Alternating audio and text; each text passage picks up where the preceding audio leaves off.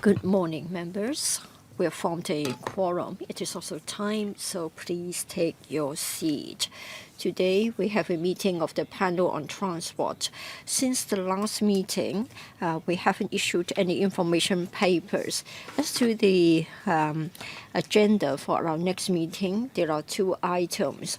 First of all, replacement of the traffic control and surveillance system of the Chiang Mai control area. That's the first one. The second one is about new technologies for enhancing driving safety. The next meeting will be held on the 15th of June, a Monday at 4:30 p.m. Members, any questions or concerns about the two items? No, then in that case, let's continue. Please invite the public officers to join us. And then the item is about the Kwun North-South Link Road.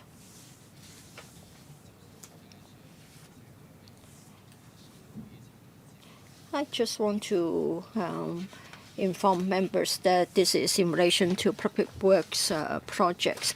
In accordance with 83A of our rules of procedures, before you speak, please disclose the nature of the interest if you have a pecuniary interest therein. I would like to welcome Mr. Eddie Lee, Deputy Secretary for Transport and Logistics, Ms. Yuen Yao, PS, Ms. Joyce Lau, Project Manager of the CDD. So members, please press the request to speak button if you do want to speak. First of all, over to you, Mr. Eddie Lee from the Bureau for a briefing. Thank you, Chair. Good morning, Chair. Good morning, members. We are here to present a paper on Kwun Po North-South Link Road. Would like to upgrade it to Cat A. This is also called Widening interchange. This is an important interchange for residents there to go to the city center. We would like to tie in with the development of the northern metropolis.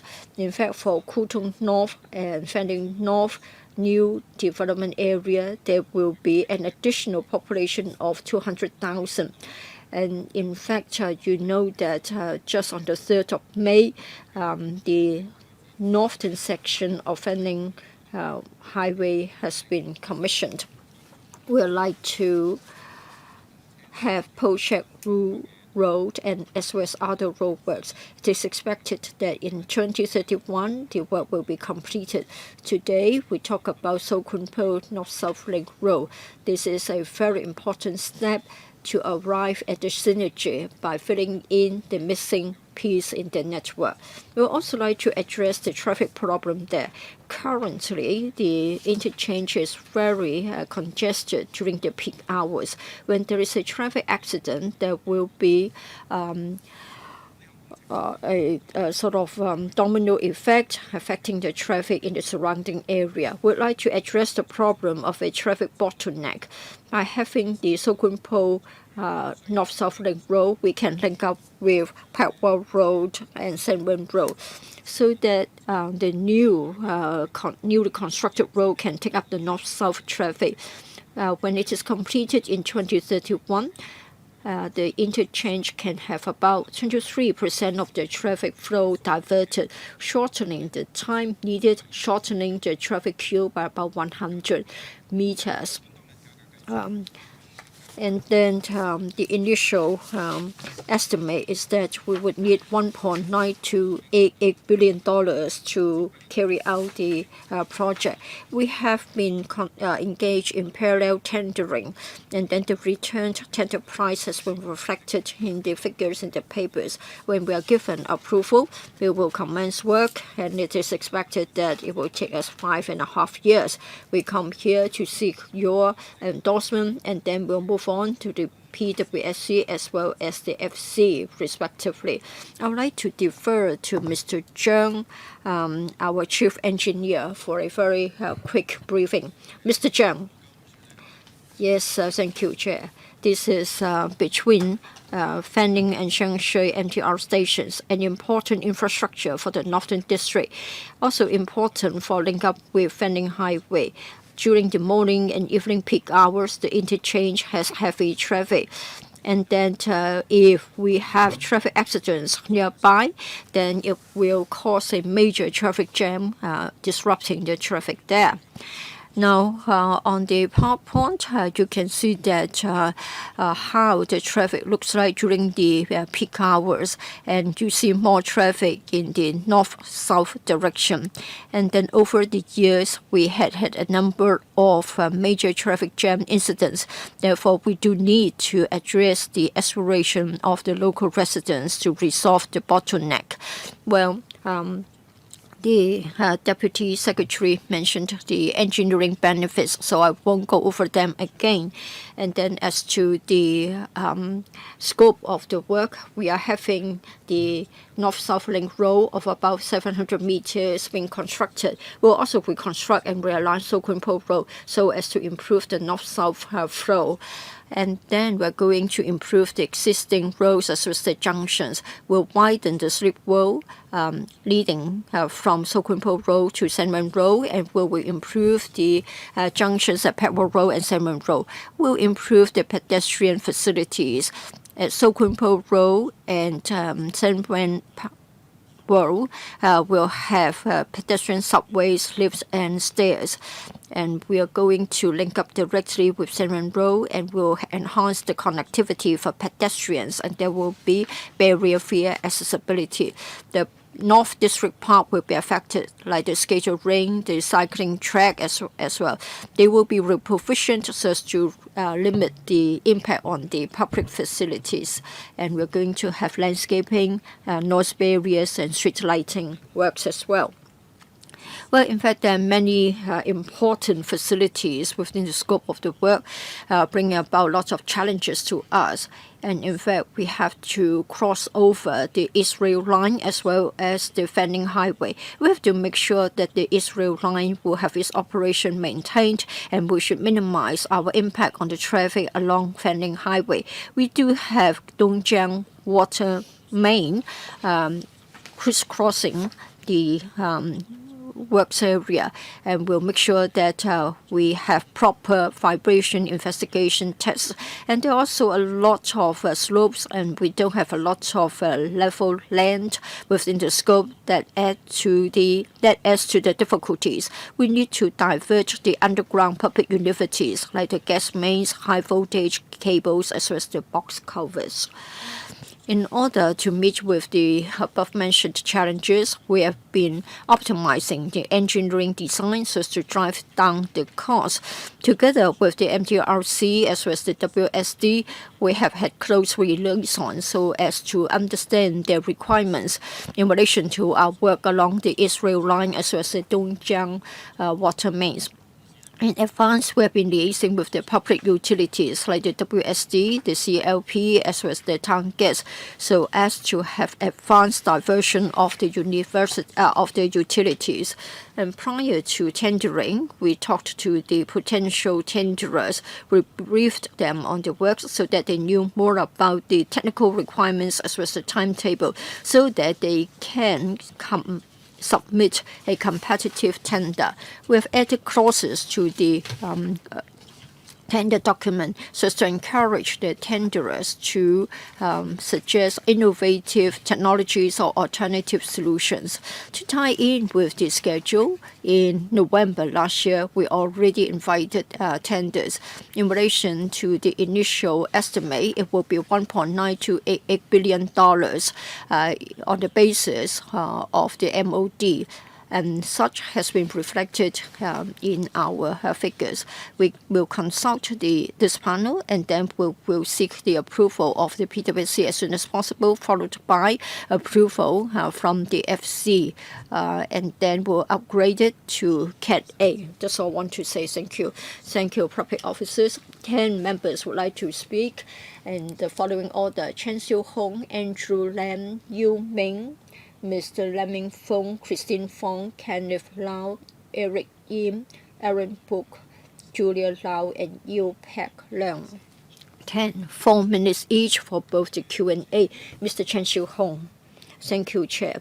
With the development of the Northern Metropolis, Kwun Po Road interchange will be subject to more and more pressure.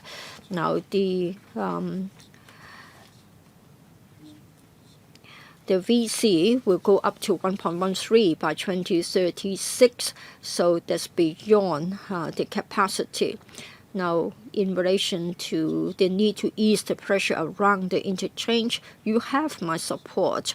Well, what I want to do is to ask the following two questions. So, in fact, you have talked about the policies. You have also talked about the details concerning the tenders received. More will be taken up by the PWC. Now, you have already conducted the tendering exercise. Whenever we talk about public works, we try to lower the cost. We want to shorten the time. In paragraph 9 of the paper, this has been mentioned. Well, in fact, you have added clauses to the tender documents to encourage contractors to adopt alternative proposals or innovative technologies to reduce construction time and costs. Now that the tenders have been returned, would you like to brief us on the innovative technologies to be deployed so that we can rely on such innovative technologies, and then for critical procedures, as a result of adoption of such, we can reduce the cost as well as the time, and to what magnitude? And then in paragraph 22, etc., you talk about the major challenges faced by the project because of the public utilities as well as the MTR line. You need to have some coordination.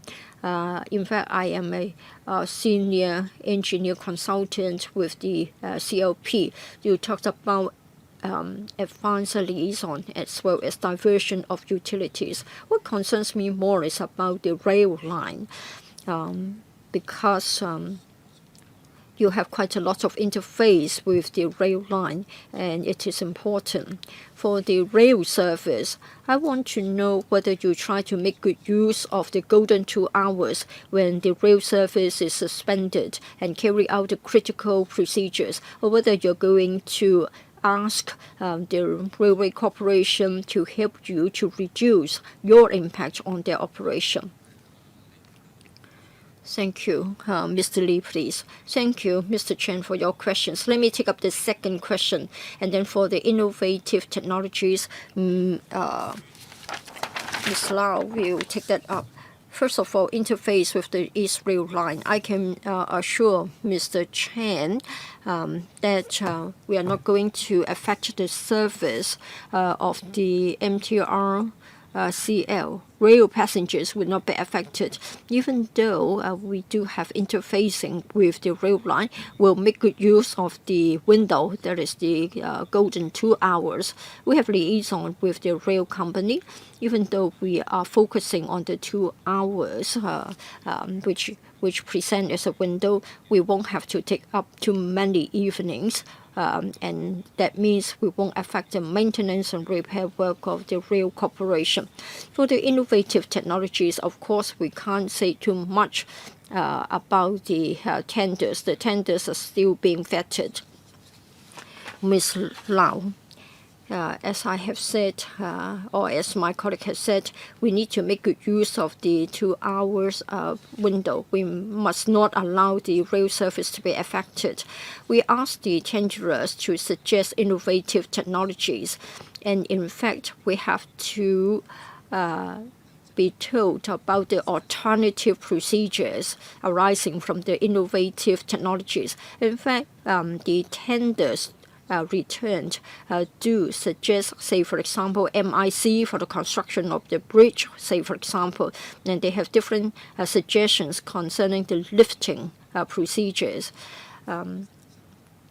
We cannot disclose too much about the suggestions from the tenderers, but then we can talk to the rail corporation so as to minimize the impact on the passengers as well as the rail company.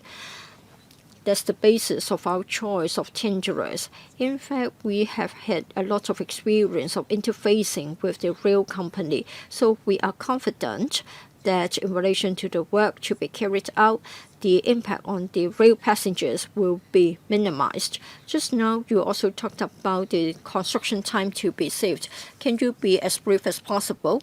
But in fact, the original idea was to have it done in 6 years. We do ask the tenderers to reduce the construction time. It will now be compressed to 5.5 years. Thank you, Chairperson. I have one question. With this project, it's appropriate and it's very effective to solve the traffic issue at the moment. But I think we all understand that it's already very busy at the area. So if we have construction work taking place at the same time, it may even add burden to the current traffic conditions. So according to the documents, there will be a traffic liaison management team to manage this. In this era of technology and AI, I'd like to ask about how will the communication and liaison be taken place? How would it be helpful to the traffic situation realistically? Thank you, Chairperson. So let me respond to his question regarding using technology in communication and liaison. So I'd like to reassure you that the road lanes will be kept the same. So the operation in Fanling Highway would be the same even during the construction period. So now I'd pass to Ms. Lau for the operation of the liaison group. So I think you're concerned about how we disclose the information to the public. So we have communicated closely with the district councillors. So through WhatsApp messages or videos or virtual reality to explain the temporary change on the roads to the public so that the affected residents would know the latest updates on the traffic conditions. So just now from the PowerPoint slides, we have also seen that there will be instructions. We'll also add road signs so that the drivers will know the latest arrangement as soon as possible. So we are confident that we will be able to have a smooth construction because in this North District, we already have different scales of construction going on and it has run smoothly so far. So thank you, Chairperson. So Mr. Yu, please. First of all, I really support this project because this is a project that we have been fighting for years, since 2015 to 2016. So because the traffic jam situation, the congested situation has been starting from 8 a.m. to 6 p.m. And this congestion issue has affected a lot of residents in the area. So it is going to be convenient to both the north and the south. So this is definitely one of the issues that we have to address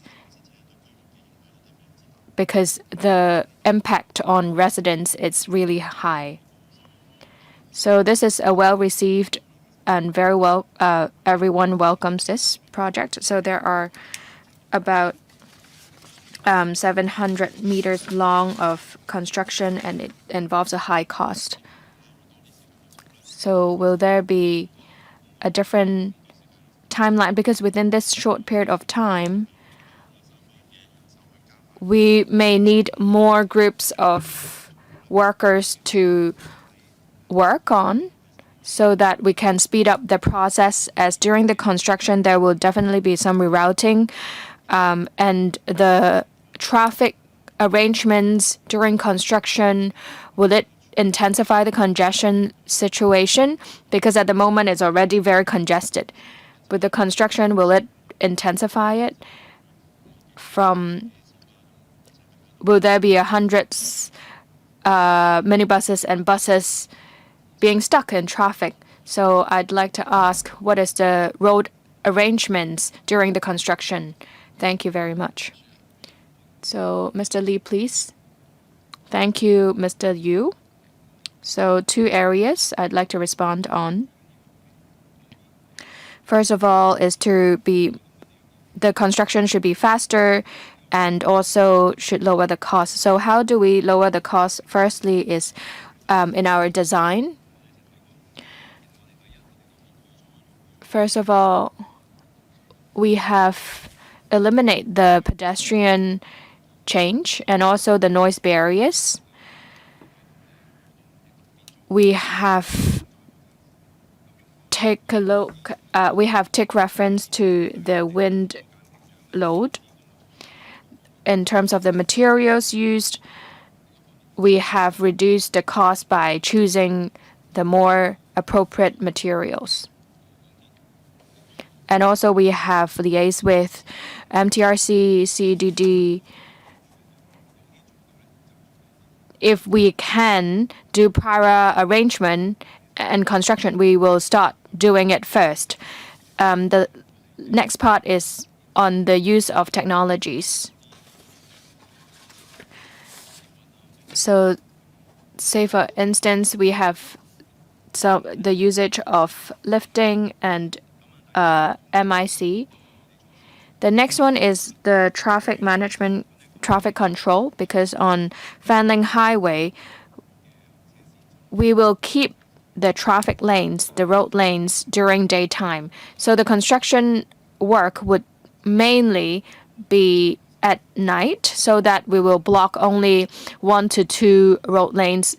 So the impact on the daytime traffic would be kept to minimal. So we hope that we will not create any new traffic issues. Thank you. So next is Lothier Lam. So thank you, Chairperson. This is one of the main traffic interchange network in the north area. So my concerns is the long construction period, because it will affect Fanling Highway. Because Fanling Highway is the main road that affect the cross-border logistics. So I'd like to ask the effects on it. Thank you, Chairperson. So in terms of the cross-border logistics, for sure this is a very big concern. Let me repeat it again. This is one of our concerns as well. So we have been reassuring it with CEDD that during daytime, the number of road lanes will be kept the same. At night could be reducing to 1 or 2, but then the nights of construction will not be a lot. So hopefully that this is under our control. Thank you. So I'm going to put a line. If you have not pressed the button, please do so. Ms. Christine Fong, please. So I do support this project.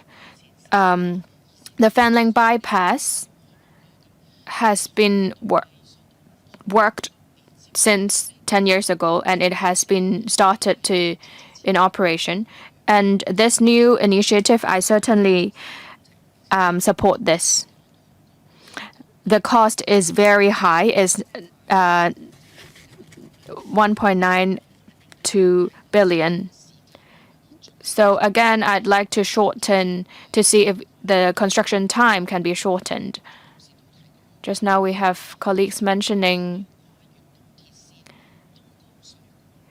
it crossed the Dongjiang mains and other pipes. It involves some utilities as well. But we have also mentioned about the new technology like the MICs, lifting, etc. You have also mentioned about the rerouting, the temporary traffic arrangements. So may I know also about the trees of replanting in item number 12, paragraph 20. There are 795 trees after the tree survey that you can't be transplanted. So may I ask, how is this going to be arranged? Because when you are replanting the trees or removing the trees, it will also lead to road blockage, which it may also affect the traffic. Because in Sai Kung, we have some experience. It actually affected the traffic a lot, and it becomes so congested for a very long time. And also, you have mentioned about the footbridge and also the lift.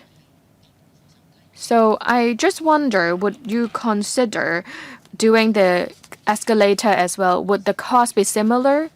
Because a lot of times we see that on the bridge there will be a bridge, the cover of the bridge. Will all these facilities be included in your consideration, and will it be within the cost as well? Thank you. So Mr. Lee, please. So escalator and lift arrangements. For escalators, it's certainly accessible, but lift is better, is more barrier-free. My suggestion is having both escalators and lift. Will it be possible? I think for a lot of construction work, usually when we have a lift there, we may not have the escalator because of the cost effectiveness. Because the lift will be bring convenience to elderly and also those disabled or wheelchair users. In terms of time and cost, we need to have a balance. Regarding the solar panels, when we are using the noise barriers, we are not covering a great area. So if we are using, because we have to use solar panels to include this fully enclosed noise barriers, it will not be cost effective. In terms of this project scale, I think this is not suitable to use it this way. Okay, thank you very much. So, Mr. Kenneth Lau, as this is a very important interchange and road junctions, at the moment there is a lot of congestion, and especially after car accidents, there will be a very extreme congestion and the whole traffic will be paralyzed in that area. So I certainly support this project. The faster it can be implemented, the better, to alleviate the burden of it. So from the document, in Sokunpo North-South Road Link, it takes 5.5 years. And in Kutong North, the first move-in will be this year, and the new Huanggang border would also be in use this year. So I would like to ask, will there be any alleviate measures at this moment or this year that can be solved the increase in usage this year? Thank you. Thank you. In response to the short-term traffic arrangement, I'd like to invite Mr. Wong Kwok Leung, Chief Traffic Engineer, to respond. Thank you. Thank you, Chair. Well, in relation to the Northern District, 10 junctions have been improved. And at Tai Tau Lane interchange to CDD, in the northbound of Fan Cam Highway, we have a new slip road so as to allow vehicles to go towards Yuen Long. In 2027, work will be completed. As to the members' question, whether we can have traffic signals at the interchange itself, we invited the Hong Kong U to carry out a study for us. For the Kai Lane interchange, the road service is inadequate. In other words, we haven't got enough resources. If we are to add traffic signals, in fact, the traffic will queue up. In fact, Fanning will be affected. So we'll rather have the North-South Link Road being built first. Well, does it mean that within the next 5 years, you are quite confident that the local traffic will be fine and then the local residents will not have their commuting affected? CDD. Well, as to the temporary measures as well as the junctions nearby, we have given an explanation. For this project itself, we'll try to avoid daytime work. And on individual nights, we may have to carry out work, but not too many nights. And then for Fanning bypass eastern section, it has been commissioned, and in fact that has smoothed the traffic, and it is of some help. So our overall assessment is that it is still within our control. Of course, once this is completed, 23% of the traffic at the interchange can be diverted, and we will work harder on this in the future. Thank you. Next, Mr. Yim Kong. Thank you, Chair. Many members voiced their concern. That is in relation to the latest bridge building technologies. Now for Fanning Bypass, the first major infrastructural project in Northern District, well, we have a breakthrough.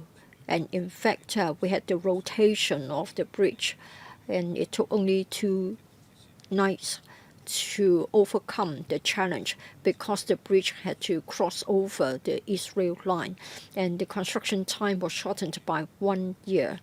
And there's a technology from the mainland. So for this one, in Kwun Po North-South Link Road, are you going to do something similar? Because understand that the new link road has to cross over the existing road. To what extent can the construction time be reduced? In the case of Fanning Bypass, reduction by a year. In this case, would it be half a year's time? Innovative technologies, Ms. Lau can explain. Yes, thank you, Chair. Well, for Kwun Po interchange, the space is limited. We may not be able to rely on the technology that would rotate the bridge. You must have sufficient space nearby so that we can build the bridge, the main body of the bridge before we can rotate it. As we have said in our tender documents, we have already asked the tenderers to suggest alternative technologies. In fact, for the returned tenders, we have innovative ideas. They have MIC suggestions, and others have also talked about the incremental launching method. We will complete all the work within the 2-hour golden window. We keep a very close liaison with the MTRCL. We'll make sure that we'll have innovative and time-saving technology. In the beginning, we thought we would need 6 years. Now it will be 5.5 years, so a reduction of 6 months. Mr. Aaron Bok, I need to declare interest. I'm the director of a one-man company and also a non-executive director of 2 other companies. This project has been on the drawing board for a long time. You have my support, of course. Now you have to cross over the Israel line, and you will have interfacing with the Dongjiang water main. Both are very important infrastructures. I want to be assured that they will not be affected. You did touch on the case of the Israel line. What about the Dongjiang water main? In case it is being affected, the consequences could be serious. You try your best to drive down the cost as well as the time. In the past, you used the steel S960 to save time and cost. Are you going to have the high intensity steel? I would like to defer to Ms. Lau from the CDD. First of all, let me talk about the location of the Dongjiang water main. It is next to the Israel line, so the span of the bridge will be such that it will be spanning over the Israel line as well as the Dongjiang water main. In other words, we don't need to have the columns of the bridge sort of affecting the infrastructure. When we lift the bridge body, or when we try to have the launching method, we will do it in one go so as to minimize the impact. As to whether we are going to have the ultra high intensity concrete, it is still at a preliminary stage. More tests will be needed. We have to talk to the tenderers to see if they are in a position to deploy such a technology. But even in this case, we are able to avoid the impact on the Dongjiang water main. Are you going to build a cover to protect the Dongjiang water main so as to avoid having an impact on it? We won't be affecting the water main, but if there's a need to build a protective cover, we'll consider the proposal. Ms. Julia Lau, two comments. Well, I think the aesthetic value of a public works project would affect the cityscape as well as our attractiveness. You like to go to Singapore because it's a green city. You like to go to Japan because it is clean everywhere.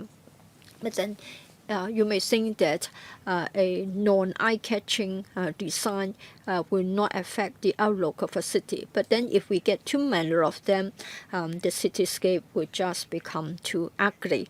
I know the CDD has been working hard to improve the design, and I have to praise them. I'm confident in the CDD that they will do a good job here. I hope that architects can play a more proactive role, especially in the initial design stage. Please don't follow the past practice. That is, you just try to have the design first, and then you go on to the acrobats, and then you try to do some sort of mitigating changes. But in fact, on the mainland, they do have landscape architects, and they have architects that would focus on the impact of the design on the cityscape. So we can't just rely on the acrobats for the lifts and stairs that we are constructing in Hong Kong. We have to make sure that they are interesting in terms of the design, so that visitors to Hong Kong would find our city design attractive. Another question is about design audit. I think I touched on that in the past. For design audit, it isn't just about the design of the outlook appearance, but it's also about the structure itself. You are engineers. You can tell us that there are many different ways to build a structure. For the adoption of S960, it is quite a breakthrough, and we're able to make it light but nice looking at the same time. So for the design audit idea, I think you have to make good use of it because it can generate good results. And then I also talked about cost audits. Yes, you'll come back to our committees but we will not be able to look at the breakdown of the cost. I think it's better for you to engage a QS to audit the cost. That's all from me. Deputy Secretary. Thank you, Chair. Thank you, Ms. Lau. Your comments are loud and clear. Of course, we want to be cost effective, but then at the same time, I do agree with you. There is the design, the aesthetic values are also important. The designs can be no frills, but at the same time, it should not be too neutral in terms of the aesthetic value. The CDD has now embraced such an idea. And then for the structures, as to how the structures can be designed in such a way that we can be cost effective, maybe I can show you more of this when we go to the next item on Yuen. We are able to reduce the cost, but we are still able to make it cost effective. Mr. Yu Pek Leung, I think I don't need to go over the justification of this project. It is badly needed. Let me echo the point made by Julia. That is the aesthetic value of our projects. Well, we all know that for the North District Park, I think it was built in 1987, commissioned in 1989. It is one with a special character with Chinese garden landscaping being adopted as a theme. I think you may want to learn more about Fanning Why and the story behind it. Well, in fact, it was built by the Pangs family, one of the 5 traditional families in Fanning.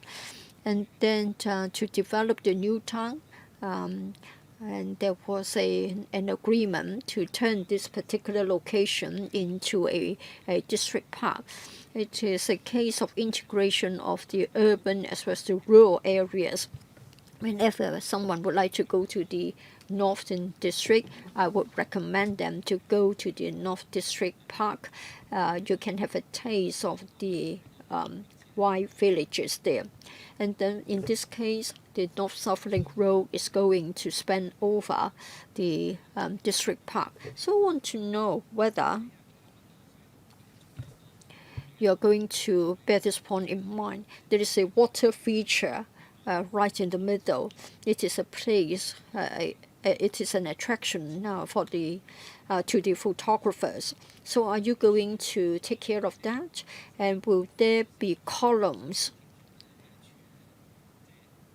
rising from the ground? Usually the columns of the flyovers are very ugly, bland. So I'm going to turn them into something nice without sort of destroying the vibe of the North District Park. Will the tenderers be asked to pay attention to this, so that on the one hand we can have our road works, on the other hand the whole place will not become too ugly, and it will still be a attractive amenity for the residents nearby. Mr. Lee, thank you, Chair. Thank you, Mr. Yu. I went there for a site visit, so I have been to North District Park. In this case, I tried our best to minimize the impact on the park facilities. Say, for example, reducing the scope to be affected, and whatever and whenever we can reprovision something, we'll do so. But we cannot avoid having some impacts, and we'll try to have some greening sort of efforts to sort of reduce the impact. If we have further to report to you, we will come back to you, Mr. Yu. Thank you. Mr. Tam, please. So my groups and organizations have been fighting this project earlier. So we have reflect this issue to the administration for many times, and I'm very glad that this is finally kicking off, and hopefully it will be done as soon as possible. So you've mentioned during the construction there will not affect the road lanes during daytime, but you'll definitely have signages, blockages during the construction. So you may reduce the road driving speed, etc. So it may also affect the daily commute. So may I ask, will there be any arrangement of manpower to station there during the peak hours to make sure that the traffic is smooth in operation during that period of time? Or during that time, would there be any suspension on unnecessary construction so that the traffic can be smooth? So for our temporary traffic arrangement, we already have aligned with different stakeholders and parties like the police and the MTRs to make sure things go smoothly. Let's pass to Ms. Lau for further explanation. So we have a dynamic monitoring at the moment. We have worked together with the Transport and Logistics Bureau and also the police force to make sure that the traffic goes smoothly. Especially when there's major accidents, we actually spare out some of the space so that the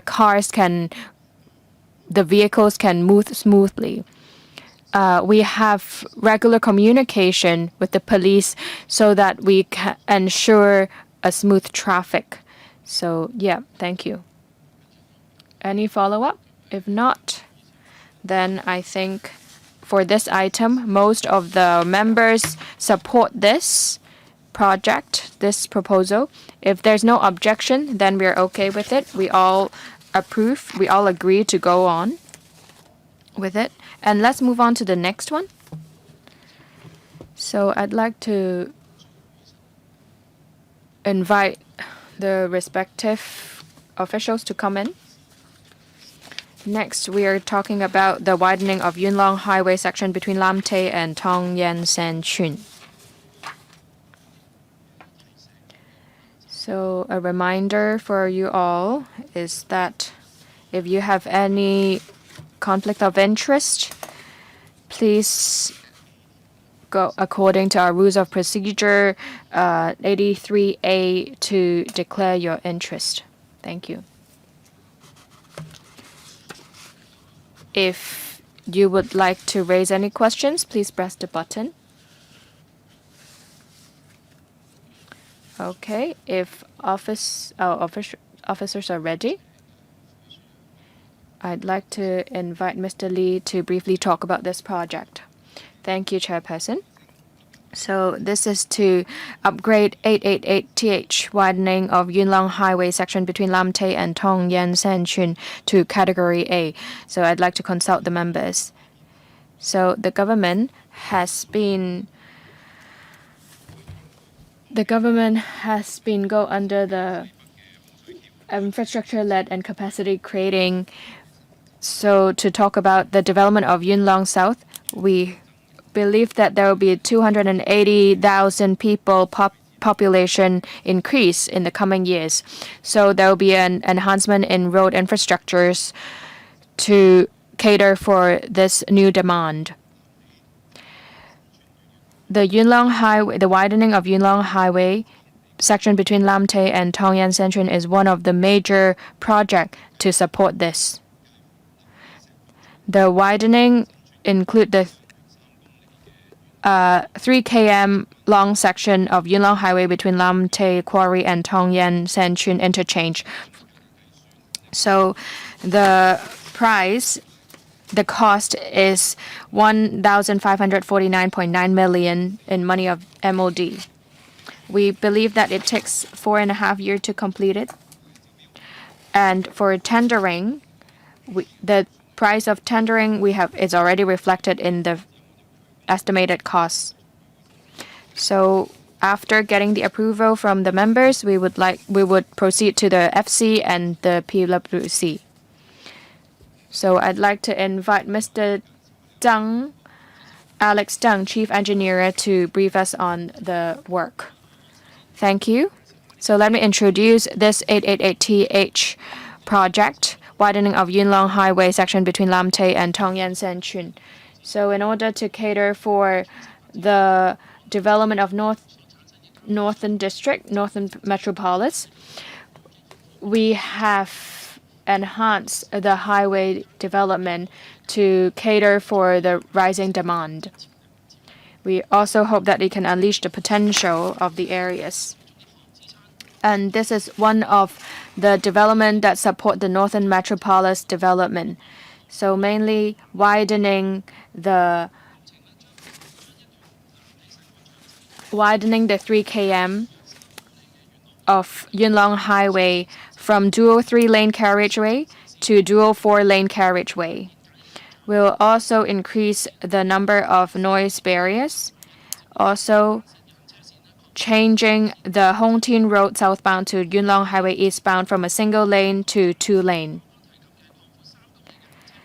Apart from that, we are going to increase 2.1 kilometers of noise barriers. We are also doing modifications of the Yuen Long Highway and associated slip roads near Lam Te Quarry, Tin Shui Wai West Interchange, and Tong Yan Sen Interchange.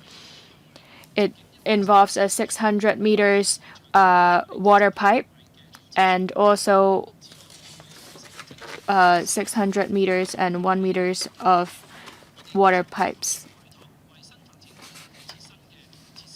We also have a new installment of a 300 meters water pipes and a 1,000 meters water pipes. So moving on to our construction effectiveness, it will have a 33% of volume increase. It's more reliable, and there will be 2,500 households being benefited. So the latest arrangements will be able to alleviate the traffic congestion as well. We will increase the noise barriers in order to cater for the household's needs. So the key requirement for us is to choose the ways of construction that can minimize the impact on traffic. So we would like to keep the existing roadways. We will have to move some of the major facilities away so that we have enough space to do the construction work. So we will have to have the construction completed before we can spare out this space and abandon the old ones.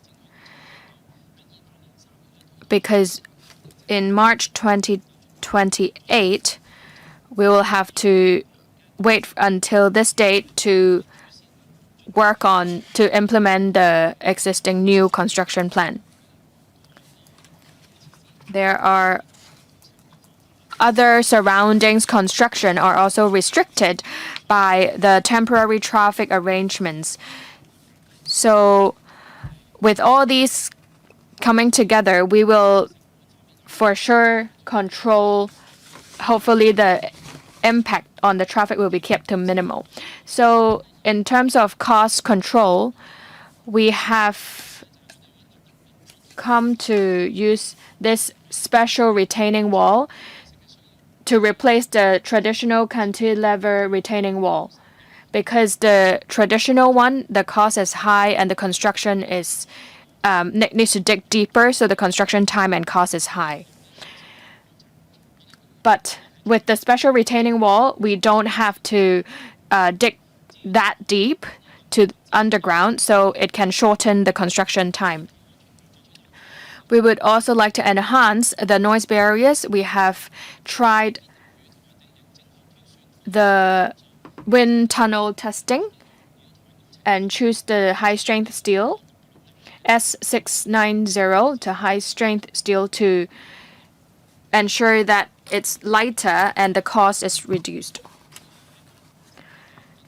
So we have considered the materials used to make sure that the cost is kept to minimal. So it takes 1.5 for $9 billion MOD.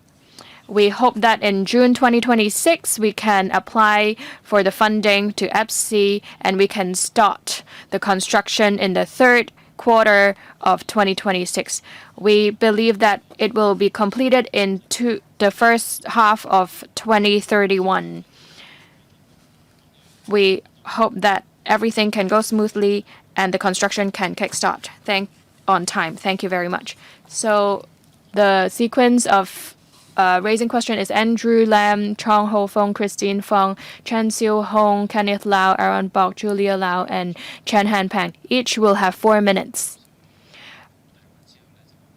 I will draw the line after Mr. Lam's speak. Thank you. This project itself, the focus is on widening the two sides of the highway. The completion time is the same as Hongshui-Q first phase construction. There is a time lapse between the two projects. So I'd like to ask, on the completion date of this construction, of this project, will it be able to match with the phase 1 of the move-in of the Hongshui-Q residents? Because there will be an increase in traffic.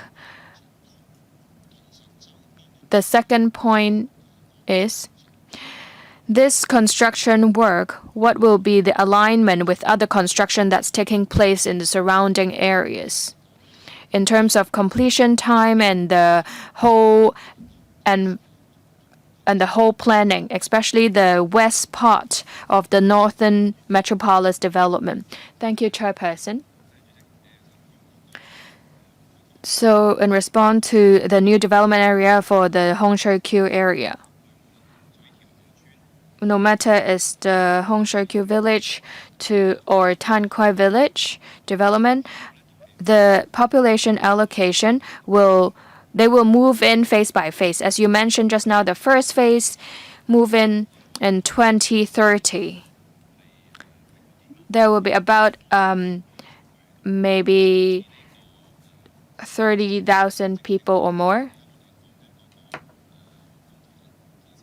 When we talk about the completion date is 2031, it matches with it because they move in 2030.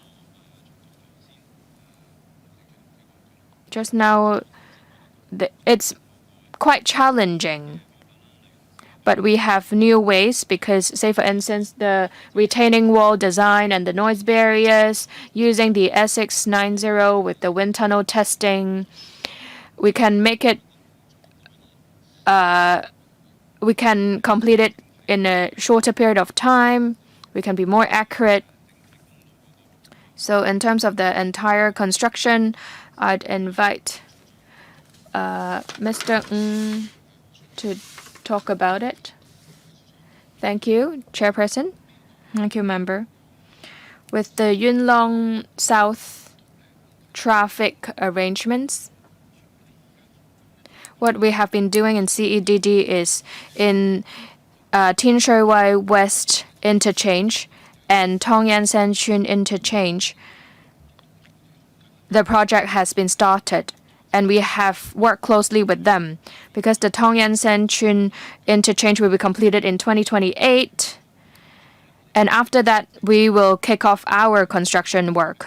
So after 2 years, the entire project will be completed, then the traffic will definitely be way better than now. And with the Tin Shui Wai West interchange, we also have worked closely with them. Their completion date is on 2032. So it means that in early 2031, we have already completed our work. And in 2032, they will finish their work.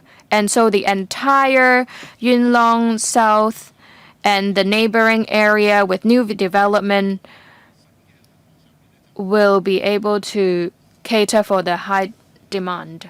Thank you. Next, Mr. Chong. Mr. Chong Ho Feng. Thank you, Chair. For the widening of Yuen Long Highway, it has been long awaited by the residents. We want to have it fast and cheap. I want to focus on the policies. For the noise barriers, what about the design? I think it has passed the EIA, right? Is it based on the existing developments when we have the brown sites as well as the village houses?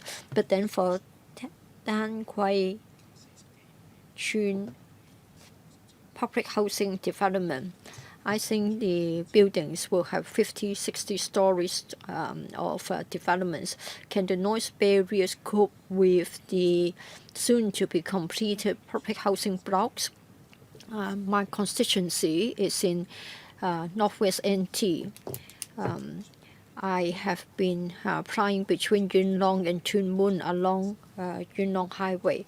Usually my speed is 80 km per hour. I have always been overtaken by other vehicles. Now, people are saying that the road is going to be widened. It will be easier to maneuver. Can the speed limit be raised to 90 or 100 km per hour? And then for the laying of water mains, now there will be a lot of relocation and reprovisioning of the water mains. Where are they? Can you indicate their locations? Will they be right under roads with heavy traffic? I think last May, for a particular section of Tuen Mun Highway, the water mains went burst, and then it caused a lot of traffic congestion. In the past, we never expected Tuen Mun Highway to be so heavy with traffic. So the laying of water mains didn't take that into consideration, and vehicles were traveling on a road surface with water mains underneath. So are you going to avoid the road surface when you lay the water mains or the flushing water pipes? Yes, I will take care of the few questions concerning speed limits, water mains, and noise barriers. First, noise barriers. We have had a EIA, and noise barriers have been designed bearing in mind the new population and the new residential developments. It is exactly because we have to cater for the growth in population, we need to widen the road. So the noise barriers have been designed with this in mind. And 25% of the cost will be spent on noise barriers. For the speed limits, maybe Mr. Stephen Lee from the Transport Department can answer that question. Thank you, Mr. Chong, for the question. We are widening the existing road. We are adding an additional traffic lane to the existing road, so the speed limit will be maintained. There are suggestions to explore the possibility of raising the speed limit.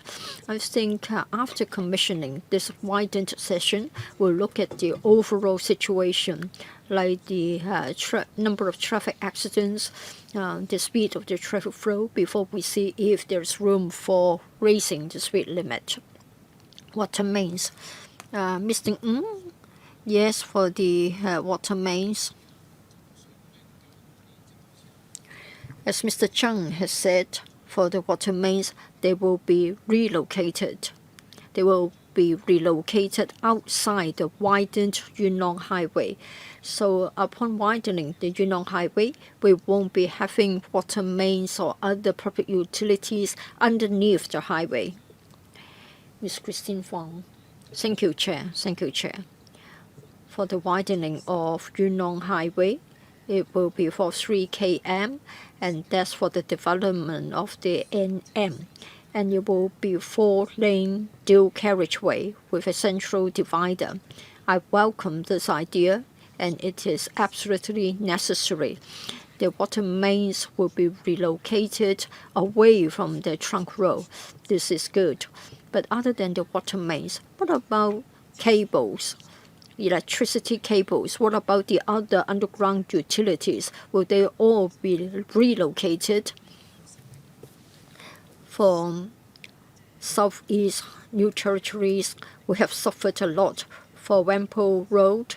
Now, of course, a speed limit of 80 km would still mean that vehicles are traveling fast. The heavy goods vehicles running on the road will exert a lot of pressure on the road surface, and the underground utilities have to be repaired and maintained all the time. And then for the special design of the retaining wall, as well as the MIC methods, how do they compare with the existing or the usual practice in terms of cost saving?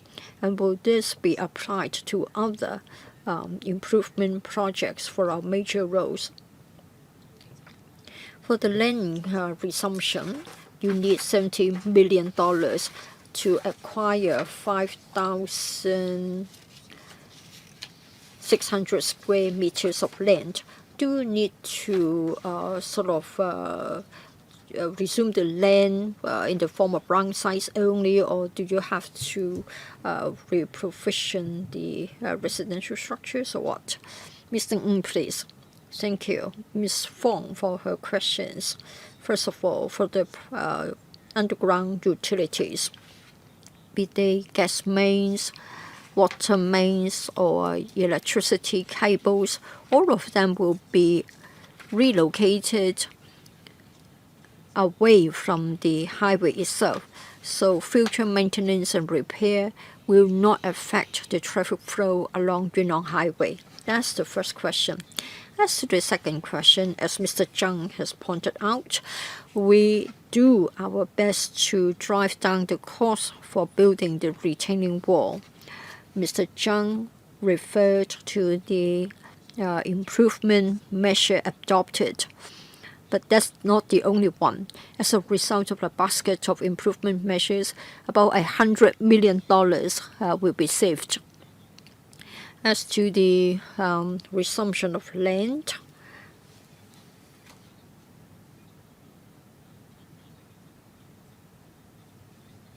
the Lands Department has got a unit price to compensate for the land to be acquired in the resumption exercise.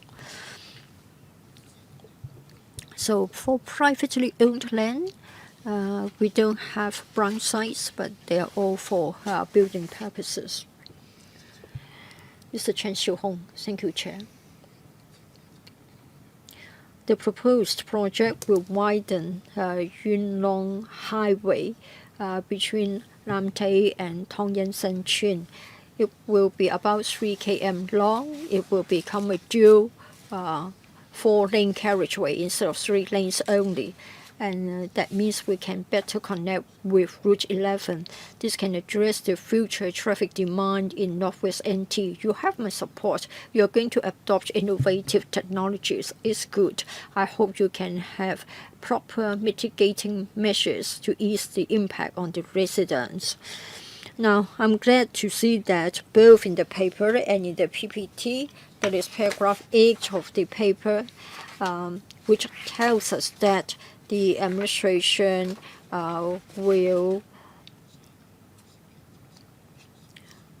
optimize the design options so to reduce the time as well as the cost, like optimizing the design of retaining walls and noise barriers.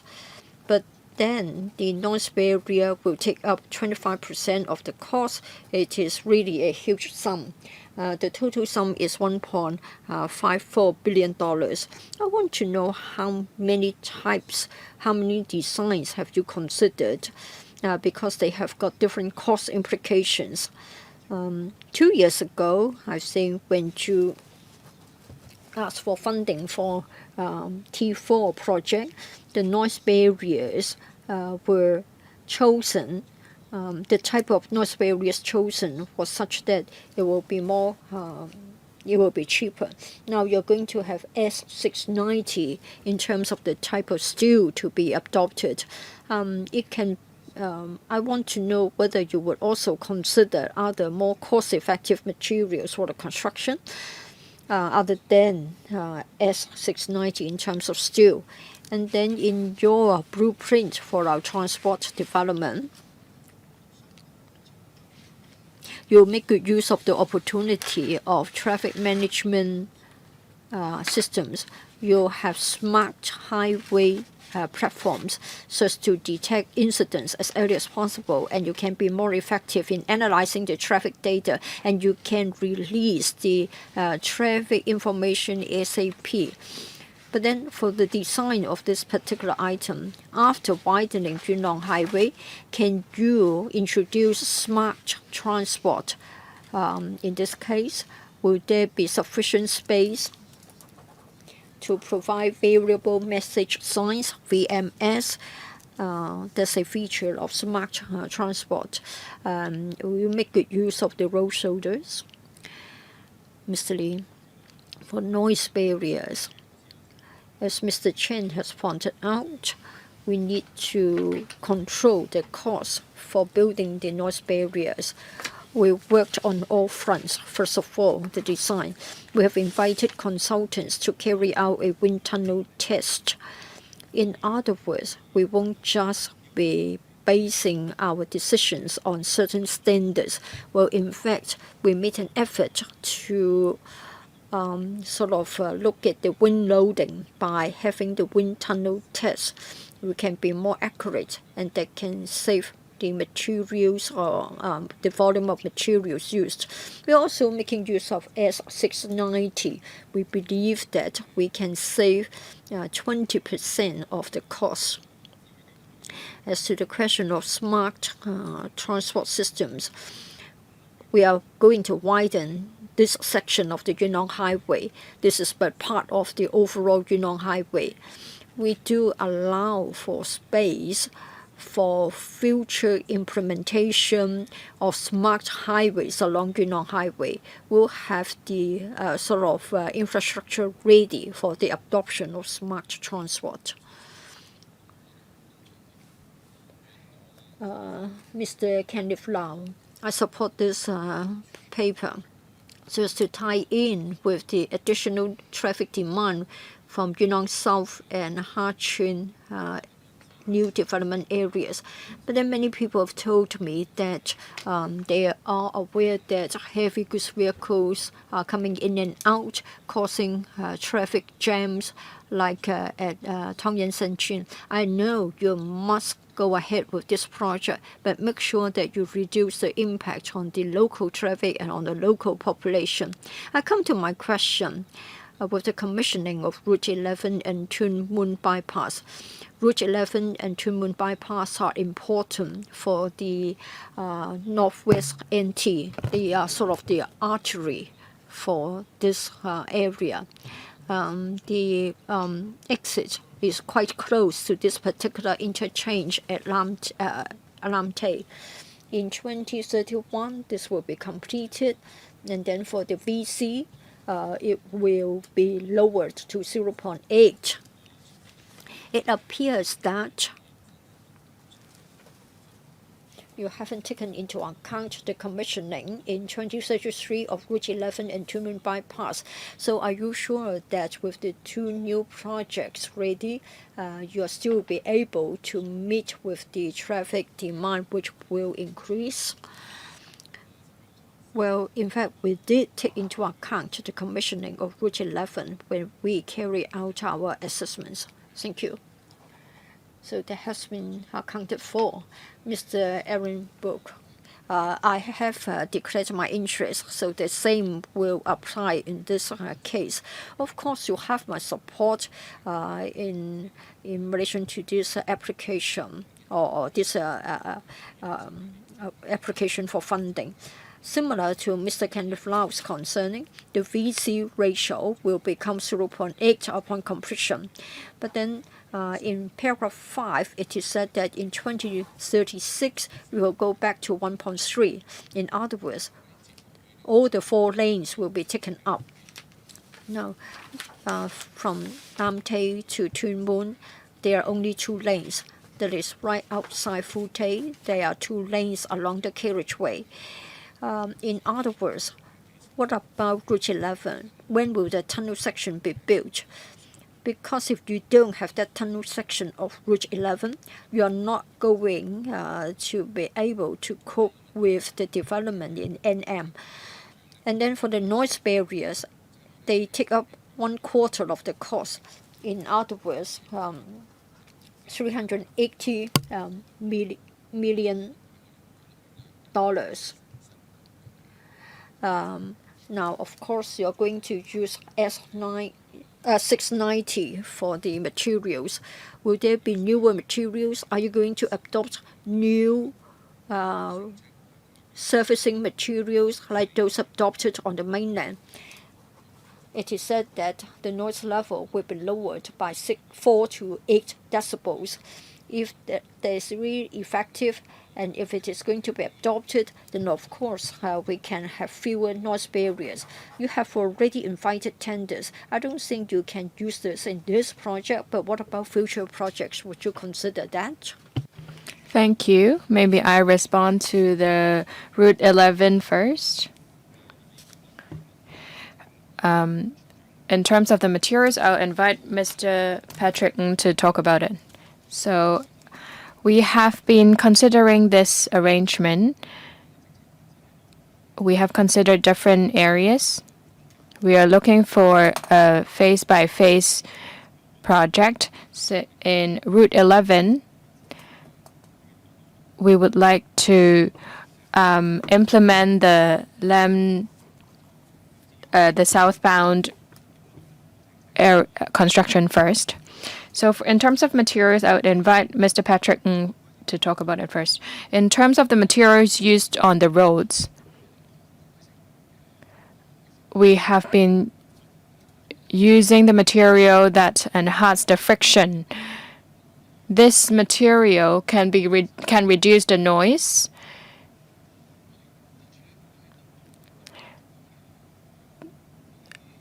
The highway department has been trying out different materials to do noise reduction.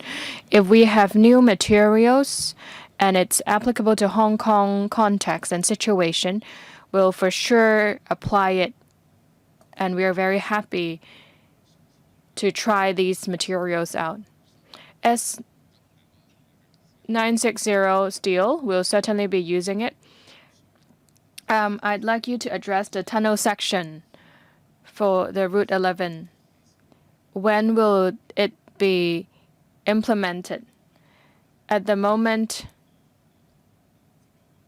for the entire Route 11, because it's such a large-scale infrastructure, we need to consider the budget and arrangement. So we are taking it step by step. So meaning that there's no such arrangement, right? Thank you. So Ms. Julia Lau, I in general support this project. My question is on the noise barriers. So some of my friends from my industry have shown pictures of these. So you can see that the structure is very close, very dense. You can see that they are almost stick to each other. So I'm not sure who is monitoring it. Is it necessary to build it in such a close way? You can take a look. They are very close to each other. Is it necessary? So you can see from this picture, I don't understand why is there a noise barrier even it's in the nature.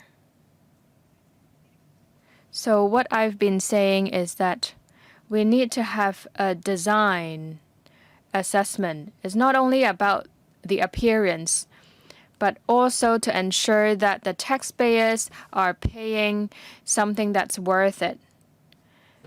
We need a professional team to do the assessment. It's not only about just putting it in an in-house operation.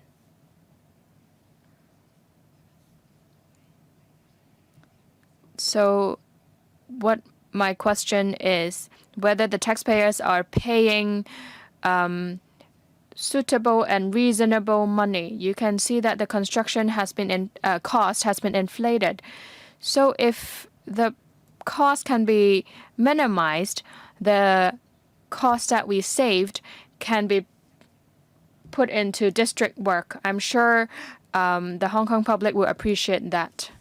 I do agree that we need to use technologies, innovations, so that our structure can be kept to minimal. We use better materials. We think it that way, but the tenderer may not think in this way, because they may think that using these latest technology, yes, it's good, but maybe they are using the materials that or technologies that's the latest, the most updated one, and it may incur a very high cost as well.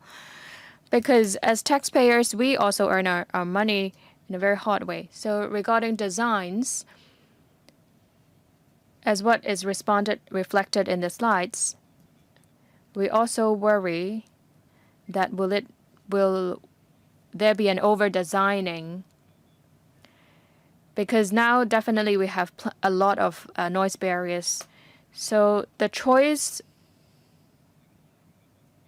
is certainly we are making sure that it's adequate, and the materials used will keep it lighter, keep the whole structure and construction lighter with height and intensity and strength. This can reduce to 30 to 50% of the construction materials. So we'll put extra attention on the noise barriers construction. So next is Mr. Yu Pak Leung, please. Sorry, I pressed the button late. I support this project because if you are a user of Yuen Long Highway, you will know the need to widening it. So I also have similar concerns with Miss Julia Lau, because the noise barriers takes 25% from the entire construction cost. This is very high. It takes takes up 1/4 of the cost. So the design and the materials used should also be taken very careful consideration. In terms of prior preparation, we should make sure that we are using the right material, the right arrangement, and the professionals to ensure it is adequate. So from practicality and appearance, we have to make sure that it is cost effective.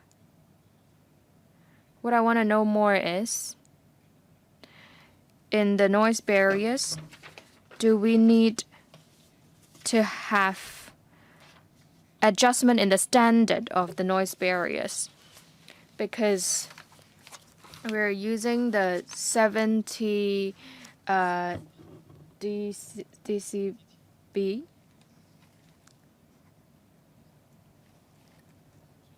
So I'd like to know whether there's any new standard.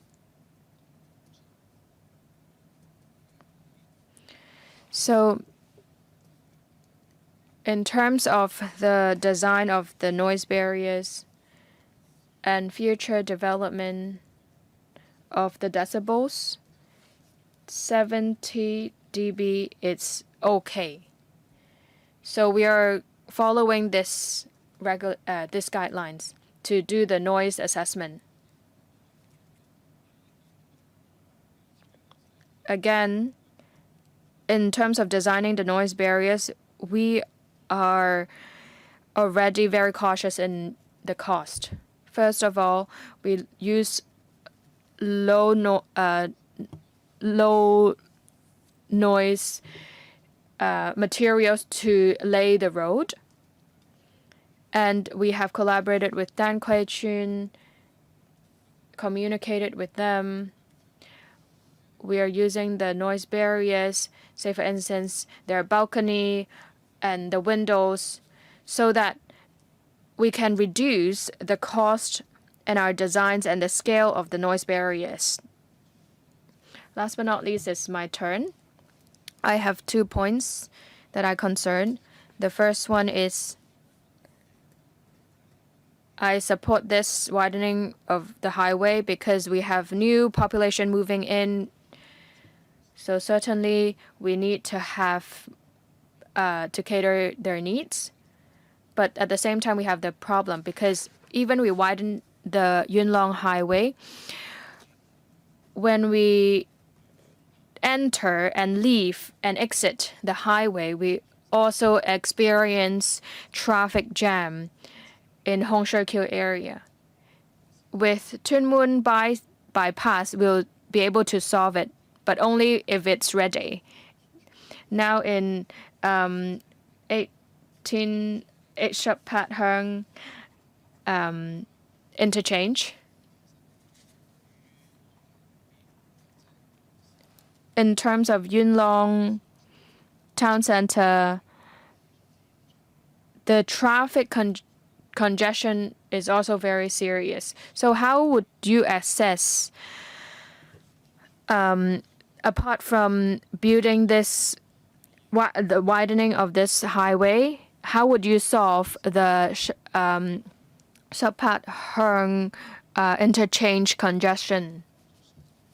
Of course, the widening highway for you to solve the congestion, but for the Tenkau area, Tenkau Bridge congested area, with only the Tai Lam Tunnel at the moment, is definitely not enough to support the rising demand. So that's my question. Thank you. Maybe let me address the Route 11 first.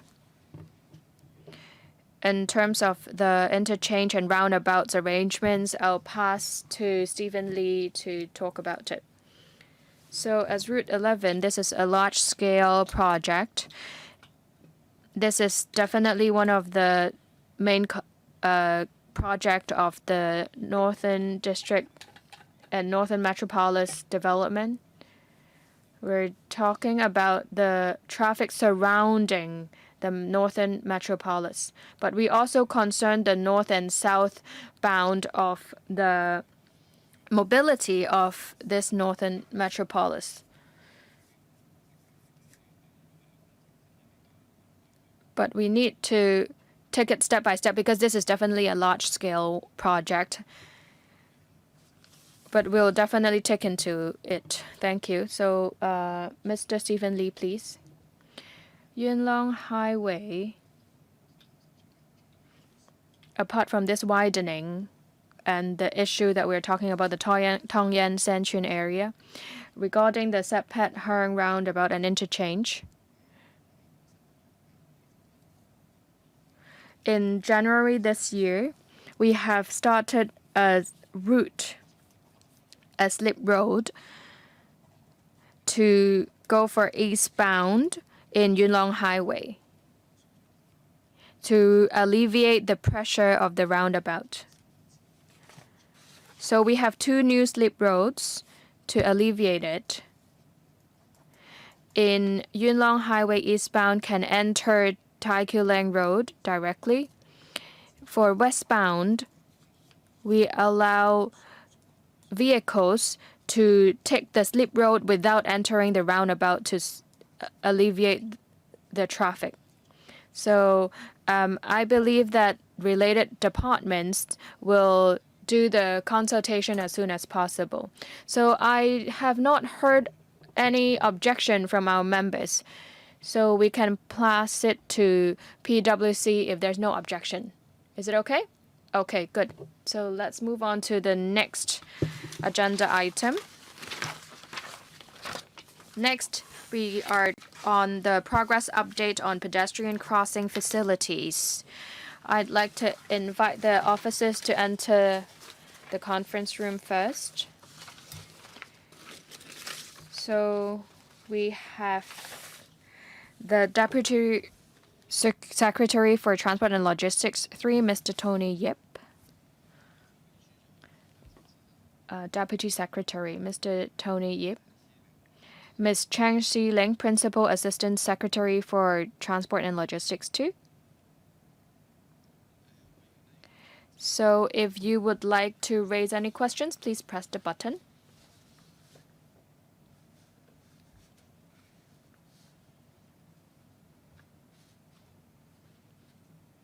Oh, 準備好就 If the public officers are ready, you may start your briefing. Mr. Yi, please. Thank you, Chair.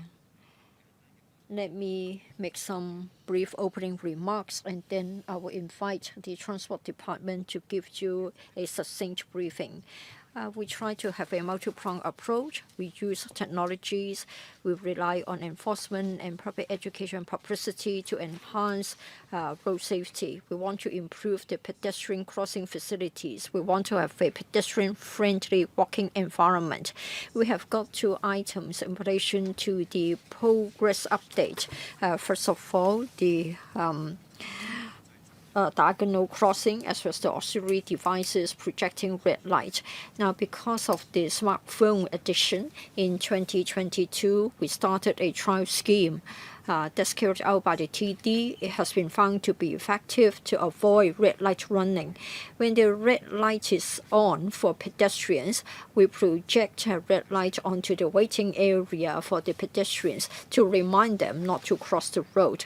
And then later on, at 100 locations, we rolled out a similar project, and it was completed in 2024, end of that year, in order to implement what we have suggested in the transport strategy blueprint, so as to have a pedestrian-friendly walking environment.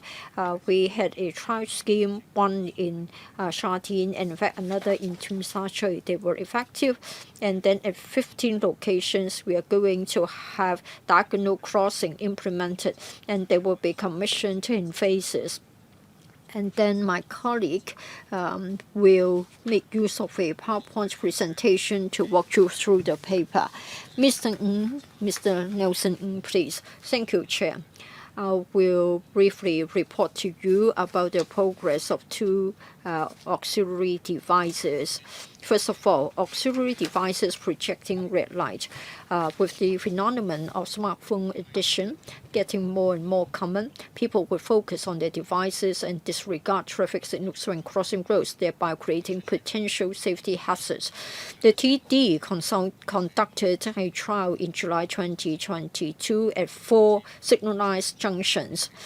By projecting red light onto the pedestrian waiting area of the pavement when the red pedestrian signal is lit, so that pedestrians are reminded that they shouldn't cross the road because of the red light reflected from the ground or from smartphones.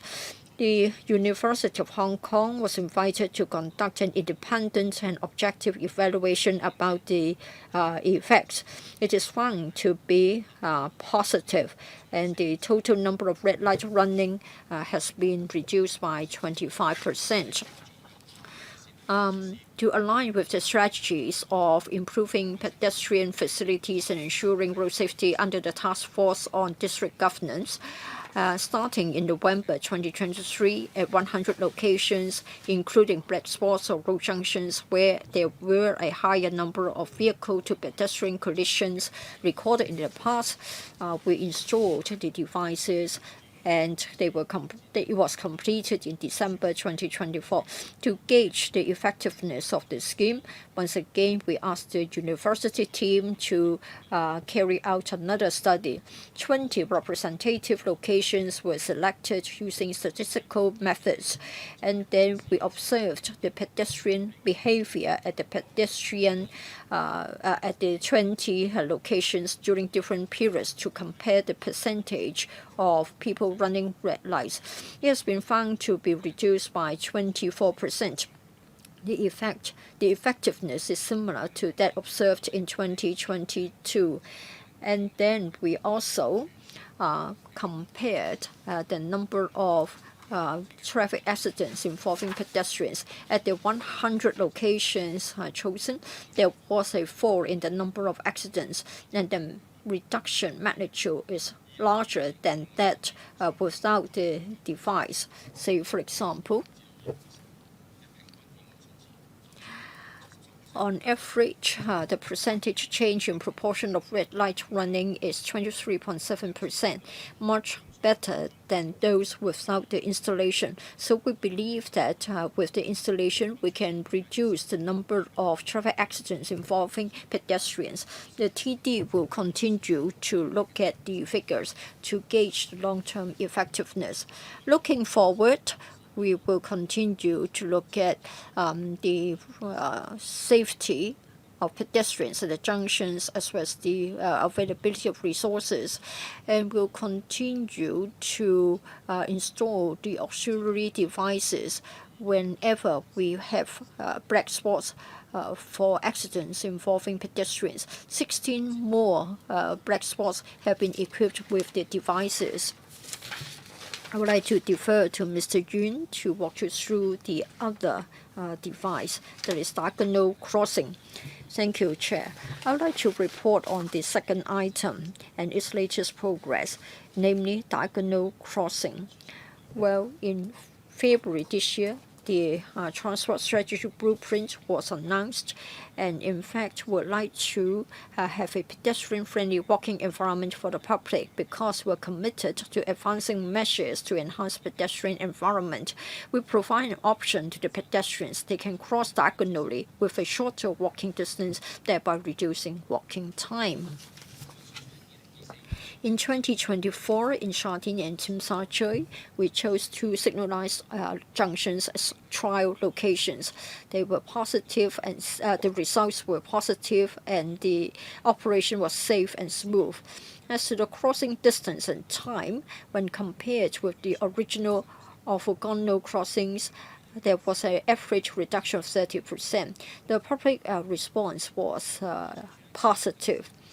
We looked at the usage at the Sha Tin junction, and then at Tsim Sha Tsui we carried out certain improvements, like we try to enlarge the road markings in the center so that the pedestrian flow could be smoother.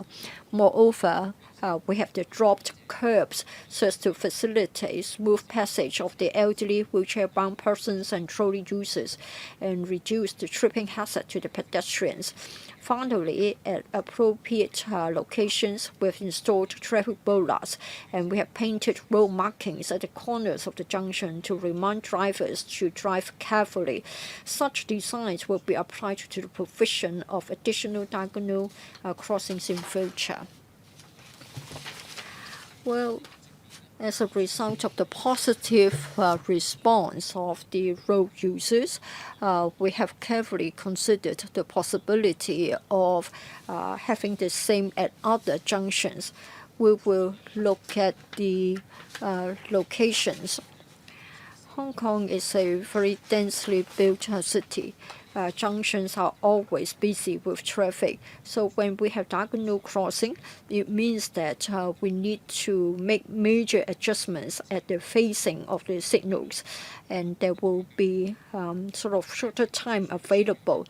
It will have an impact on the surrounding traffic. So we need to be very careful when we consider whether to have it there or not.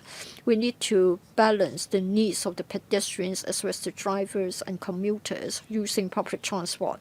Currently, at 15 appropriate locations, we are going to launch the diagonal crossing, and we have been making the we have been carrying out the planning work as well as the design work together with the relevant departments. They will be commissioned in the second half of 2026. In relation to diagonal crossing, we have come up with the design standards and guidelines so as to expand the scheme. On this note, I end my briefing today. Thank you. 9 members would like to speak in the following order: Mr. Yeo Ming, Mr. Aaron Bock, Ms. Christine Fong, Mr. Yeo Pak Leung, Mr. Chen Siu Hong, Mr. Zhang Pui Kong, Mr. Chong Ho Feng, Ms. Julia Lau, and Mr. Chen Han Peng. I'll draw a line after Mr. Yeo has spoken, 4 minutes each for both your questions and answers. I welcome the department's efforts to improve the pedestrian crossing facilities. Currently, for the device projecting red light. Now, people have been telling us that maybe certain patterns should be added to the red light projected. That will be much better. Otherwise, the red light on its own may be a bit scary. So maybe if you add certain patterns, like an exclamation mark or suhuti, it may be it will be equally effective without making it too scary. And maybe you can consider choosing another color instead of just red. And what about the sound emitting warnings from the signalized traffic lights? Are you going to lower the sound level when you have residents nearby? Of course, during daytime, you would like to facilitate the road crossing by the visually impaired pedestrians. They are not smart. I mean, the sound emitting device is not smart, and they won't lower the sound level at night, but then it is affecting the residents nearby. Diagonal crossing, of course, I welcome this idea. For San Wen Road and Changhua estate in Fanning, we are going to get it in the second half of the year. For NT North, we know that there are potential locations that would be amenable to this. You need to have all the 4 traffic lights synchronized before you can do this. I do hope that they will come on. They will be available ASAP. I will take up the first one, and then I will take up the diagonal crossing question, and then I'll defer the sound emitting device to my colleague. Yes, we have got a lot of comments from the local residents. They also ask for more of such devices in the new development areas. The TD has been very proactive in trying to introduce this idea. What is important is to strike a balance among the different road users. Now, you need to consider the waiting time for pedestrians and the waiting time for people choosing public transport. From the 2 trial schemes, we are glad to see that they are very popular with the road users, and that's why we are now working on 15 more, and we hope we can draw some lessons from the additional 15 locations. If you have any locations in mind that would be suitable for this device, please inform us. As to the auxiliary devices projecting red light, the original idea was to remind the pedestrians. Red, of course, is a warning color. You're not supposed to cross the road when the light is red. So when we project a red light onto the road surface, we believe that would ward off people from crossing the road. As to whether people would have other associations, and whether we should replace it with another color, I think the deterrent effect won't be that strong. So I think we'll keep the color as it is. I'd like to defer to my colleague for the sound level. I think for the sound emitting device, sometimes you see the yellow boxes, and in fact we are replacing them with a new generation of sound emitting device. For the existing sound emitting device, we do have a night mode to reduce the sound level. At night, the sound level will be lower than that during daytime. For the new generation device, we have a new function which gives us flexibility when it comes to the adjustment of sound levels. That is, when we haven't got visually impaired people needing to cross the road, the sound level will be further reduced. Well, in fact, visually impaired persons can make use of the device we give them, or they can make use of a function on a mobile application to raise the sound level temporarily when they need to cross the road. So on the one hand, they can cross the road safely. On the other hand, we can reduce the impact on the nearby residents. Okay, thank you. Aaron Bok, please. I have 3 questions. The first one is also the auxiliary red light, projecting red light. I'm talking about the angle of how it's showing, because at night it's actually quite scary, because when the pedestrians were standing underneath, the drivers will find it quite shocking and it's quite scary. So I was wondering whether the angle could be adjusted so it's not really right from the top, but from the side. Because our purpose is to give them the alertness. So as long as we don't affect the drivers, then it's fine. We need to raise only the alertness of the drivers. I can see from the footnote 3, it's about the countdown timer. You have some time.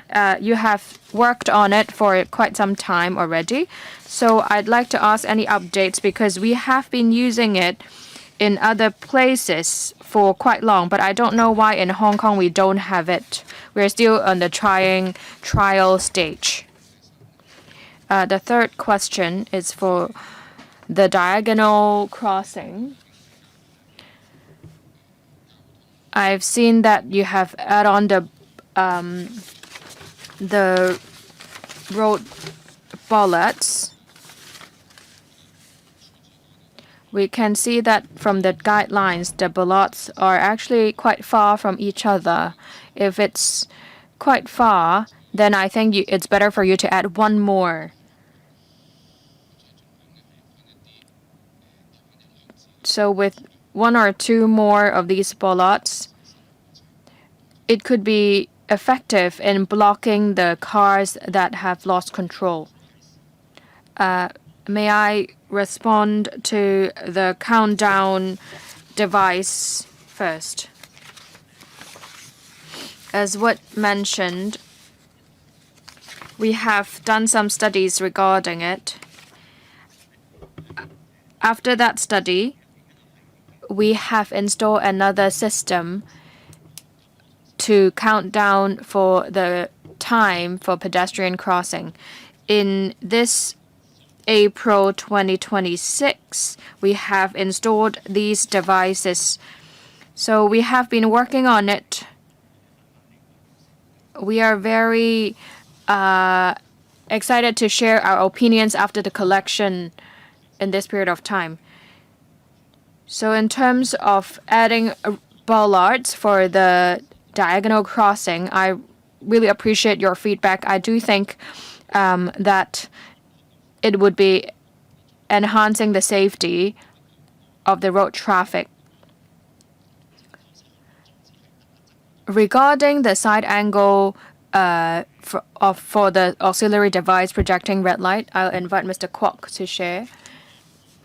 So Mr. Bok has raised the suggestion of projecting it from a lower point from the ground,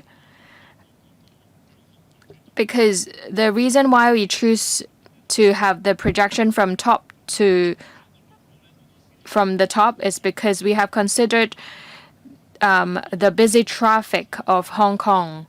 Because usually a lot of time there are many people waiting to cross the road. And if we are doing it from the top, it will minimize the obstruction to the pedestrians. Also, from top, if the pedestrians are using their phone with their heads down, they can also feel it. They can also see it. And that is the justification of why it is coming from the top. Thank you. So, Ms. Christine Fong. So our party have really concerned and have proposed it for over 10 years on the diagonal crossing and the countdown timer for crossing the roads. So I'm very happy to hear the updates on these two items. For diagonal crossing, in Tong Yin Street, Tong Chun Street, Tong Ming Street, and in Changquano area to the immigration office, and from Ma On Shan to Sha Tin, we believe that there are areas or junctions that's suitable to implement this diagonal crossing. I also appreciate the multi-pronged approach to manage the pedestrian crossing devices. So you have also mentioned the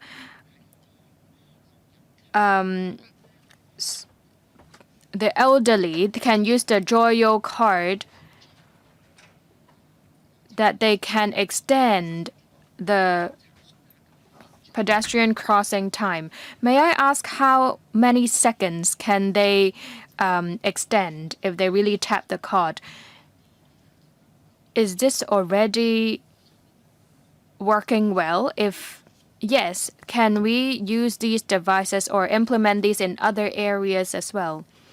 From the documents, we can see that the reduction, there's a reduction of 73% of the traffic accidents. There are 1,900 spots that we still have not installed these auxiliary device. So I'd like to ask if there's any timeline for this. Regarding the diagonal crossing, we have tried out the first one in Kwun. We would like to implement it as soon as possible, and we'll evaluate its effectiveness. If it's suitable, we are going to continue to communicate with you to see if there are any other suitable junctions for us to implement the diagonal crossing in Kwun and Sai District. So the first 100 auxiliary devices projecting red light, the first 100 one is it's implemented in the black spots with a lot of pedestrians. So for the rest, we will evaluate on the urgency and also the usage in order to implement it phase by phase. Thank you. So, Mr. Kwok, regarding the extension of road crossing time with the elderly, from 2018, we have a trial, we have a test, we have installed these smart devices outside the elderly centers or where there will be a lot of elderlies. So they can use their Joyo card to tap it to extend the green light time. But after this study, we have promoted, but the usage is actually quite low.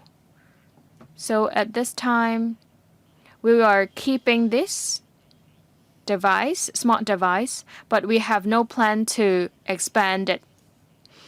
But we are also seeing, are there any new technologies that can be more elderly friendly from around the world so we can learn from them? Thank you. Mr. Yu Pak Leung. In terms of these pedestrian crossing facilities, they are great to reduce the number of accidents and to cross the road safely. I certainly support it. But I've some concerns on the diagonal crossing in terms of the design. If you have been to Tokyo, you know that there is a landmark that you can see the diagonal crossing. So have you considered this becomes one of our local characteristics, including our local artists or symbols,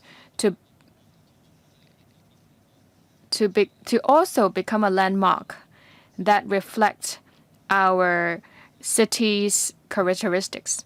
Another concern is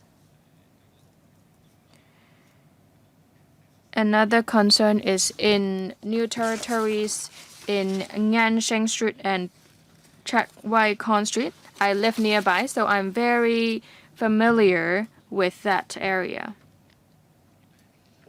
Because that's close to City One Station, to the Prince of Wales Hospital.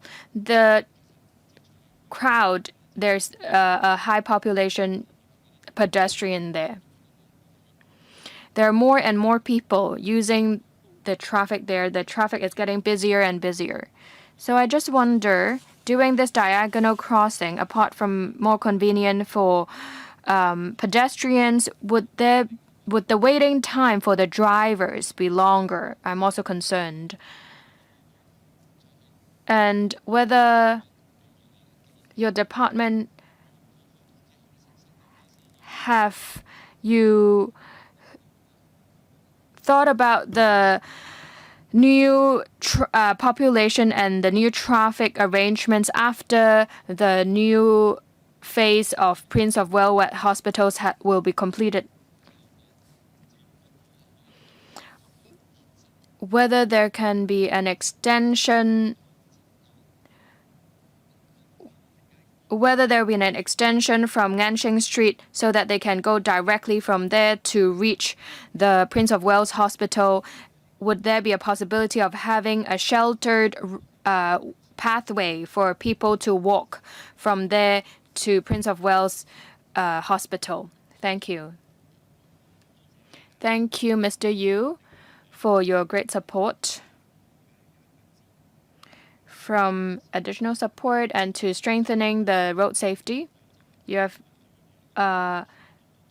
raised creative suggestions of adding local characteristics to the diagonal crossing. I think we need to strike a balance because our first objective and aim is to bring convenience to pedestrians. So if it becomes a landmark and more people come to take photos to check in, then it may affect the traffic and the road safety as well. So from our policies, we would really want to protect the the pedestrians and ensure a smooth road traffic. The second suggestions on the City One Station and Nansheng Street, there is actually a road enhancement work taking place. It is definitely a very busy junction. So we would like to work on the enhancement work first. After that, we will investigate on whether there are other plans that we can convene the pedestrians. Say, for instance, adding the diagonal crossing or any other auxiliary facilities to support that. Thank you. Any follow-up? No? Time's up. Moving on is Mr. Chan Siu-hong. Thank you, Chairperson. I've always been concerned about the effectiveness of the auxiliary devices projecting red light. So I'd like to see the numbers as we have 100 locations. Is there a total cost? It's about $20 million. The cost is pretty high. Of course, we cannot use money to measure because we do not want any accidents. But with this auxiliary device, the effectiveness is certainly very low during daytime. With the numbers that you've provided, apart from the 25% improvement in your Annex 2, the 100 black spots with the 100 locations, you have some comparison made. So what I'd like to know more is, with the 100 locations installed with the auxiliary devices versus the other 1,900 locations not installed, the accidents or the illegal crossing is because is because of illegal crossing, or is it because of the accident or road accidents? How is this improvement indicated? The second question is about the diagonal crossing. In May 2024, I've already raised a concern about pedestrians may fall into a trap. According to 374G, we are not supposed to cross the road where there is no zebra crossing. So my question at that time is, in between zebra crossing, there are some gaps between the zebra crossing. So if you are crossing within this area but not on the zebra crossing, will it be very misleading to pedestrians? If we don't count them as illegal crossing, then how do you justify the 374G regulations? So regarding what Ms. Christine Fong has mentioned about the elderly using the device to extend the crossing time, to be honest, I've asked a lot of elderly and they do not how they can use this device. I think in terms of promotion and education, for sure we may need to enhance the effort. Thank you. Please be brief, Undersecretary. I would like to defer to my colleague, Mr. Kwok. First of all, in relation to public education and publicity, we are aware of that. Well, in fact, for good policies and good initiatives, would like to have the endorsement of the public. Mr. Kwok, let me talk about the device projecting red light. Let me clarify certain points. Mr. Chen talked about $21 million. Well, in fact, for each location, it costs us $200,000. And then as to the comparative figures, well, we look at traffic accidents involving pedestrians. We don't make a distinction between whether it's a case of red lights running or not. We may not necessarily have the information. We want to apply the same yardstick to look at the changes in the traffic accident figures. As to the third point, as the Undersecretary has said, for the smart device for elderly pedestrians, it is still in, and we can try to consider some improvement measures. After the meeting, can you not sort of have the breakdown, like accidents involving jaywalking, so that you can be sure of the effectiveness of the red light device? I think you need to have a breakdown of the figures, sure, but then the figures will become very small. Traffic accidents are attributed to different factors, and we want to look at the figures for a few years in a row. Yes, we believe that it will be more meaningful if you have the breakdown figures. Mr. Cheng Pui Kong. Thank you, Chair. I support the auxiliary device projecting red light as diagonal crossing. For Kowloon East, perhaps you should do more for us, in particular for the red light being projected. I think that's easier than having diagonal crossing. For diagonal crossing, you have to look at the traffic flow, etc. So it may not be easily implemented. I come to my third point.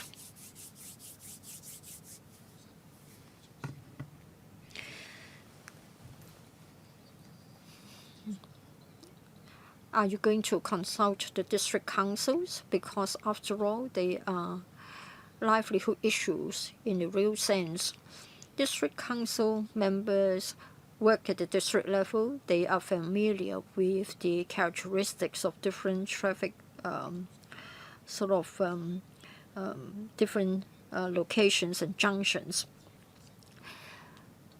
For the electronic audible traffic signals, it can have a detector. What about your red light device? Can it not be equipped with a detector as well?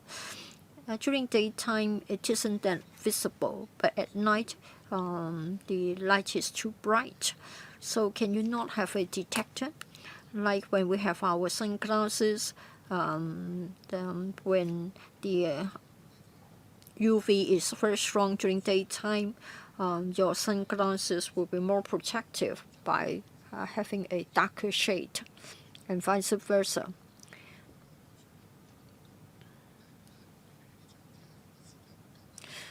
For carriageway with a wider width, you have a refuge island. Would you do the same for diagonal crossing to facilitate the elderly pedestrians?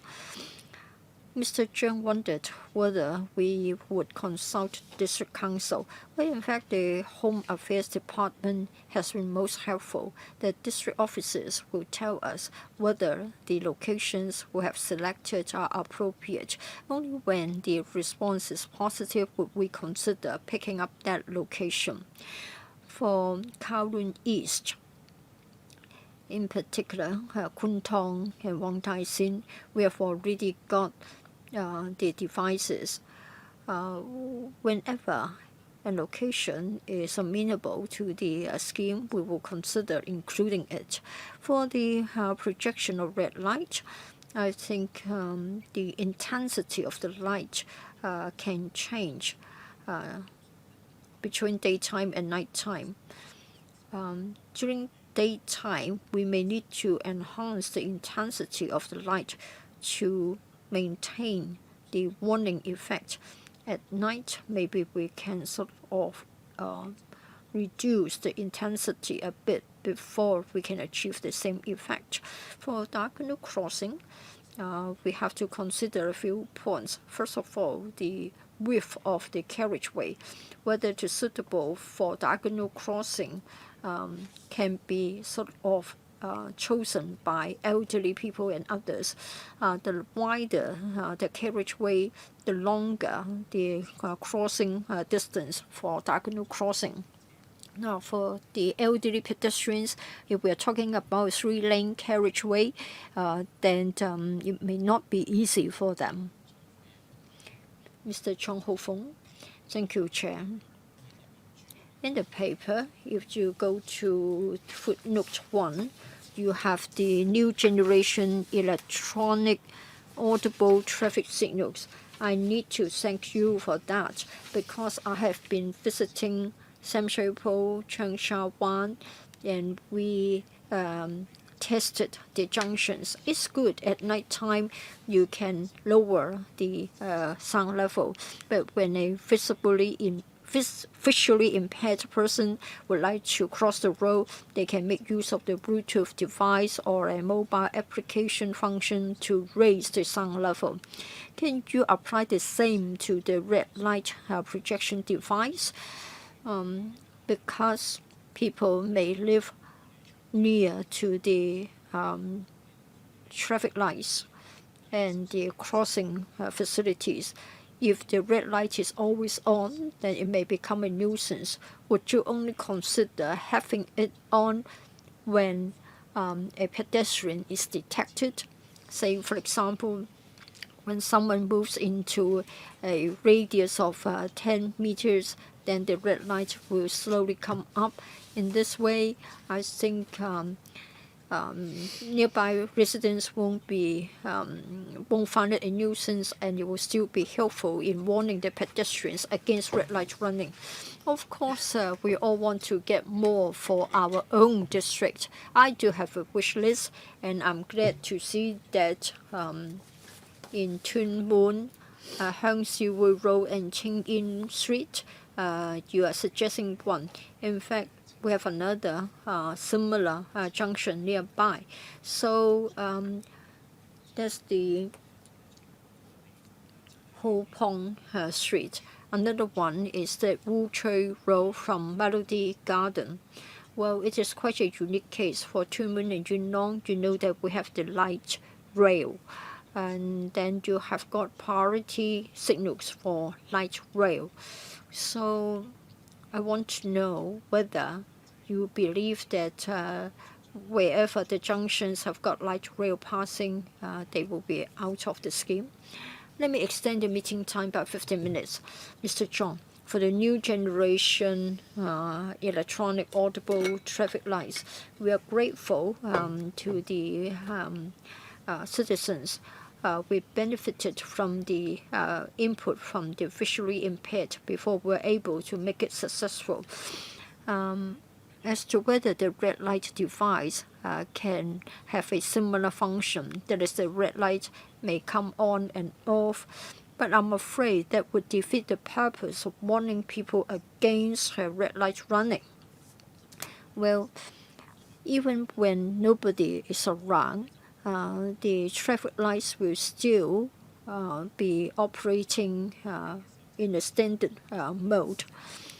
Now, if you want to have a sensor to project a red light whenever someone is around, well, maybe pedestrians would be worried because they don't know why all out of a sudden a red light is being projected onto the road surface when he is near to the curb. Now, we have got 15 more such locations. And then for the light rail factor, maybe I can defer to my colleague, Mr. Kwok. For light rail involved road junctions, we do consider the road junctions individually. We give priority to light rail trains, and in addition, other than vehicles, we've also got light rail trains as well as pedestrians using the same junction. Well, if you have the red light being projected, does it mean that people may be tempted to walk on the tracks of the light rail if they are in a hurry to catch a train? What about the red light device? Can you have a variable sort of function? Ms. Lau, I've got a sort of simple question. Well, when the red light is on,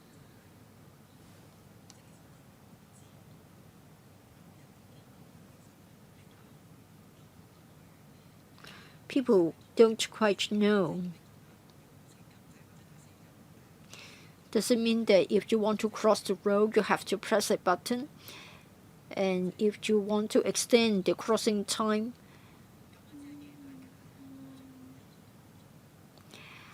maybe you can have a colored reminder. Well, in fact, people told me that I had to wave my hand when I try to cross the road. Does Ms. Lau mean that for certain crossings you need to press a button before you can cross it? It's got nothing to do with the projection of red light. Well, my understanding is that for certain junctions, there are fewer pedestrians using the junction. So most of the time, it will be a green light for the vehicles. When a pedestrian wants to cross the road, then there will be a change of the traffic signals. Now, what we have got in mind are heavily utilized junctions. By having the red light being projected, it will be automatic during daytime and nighttime. Whenever it is a red light for pedestrians, then a red light will be projected onto the road surface. What worries us is that during daytime, maybe the surrounding area is very bright, and so we may need a stronger red light. At night time, we can have it dimmer. We want to avoid a scenario in which somebody stands there and thinks that it will operate automatically, and he doesn't know that in fact he has to press the button to cross the road. So I just want to clarify this point. All right, thank you. May I add on? The new generation of the sound emitting device. The previous generation is only with a small yellow device, but now it's a yellow box and there are a few signs on it. It will become yellow. It will be blue color and gray color.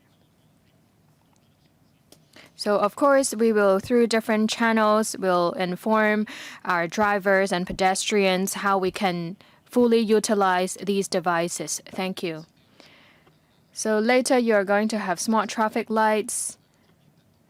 There will be a sensor and detect anyone who just passed by, and the light can be changed, right?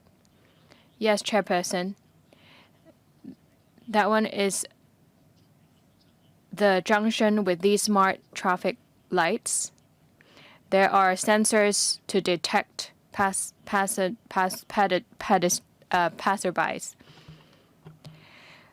But for the not the specified junctions, we'll use the original one. Thank you. Mr. Chan Hacken, please. I also think like the auxiliary device projecting red light and also the diagonal crossing are good measures to enhance our road safety.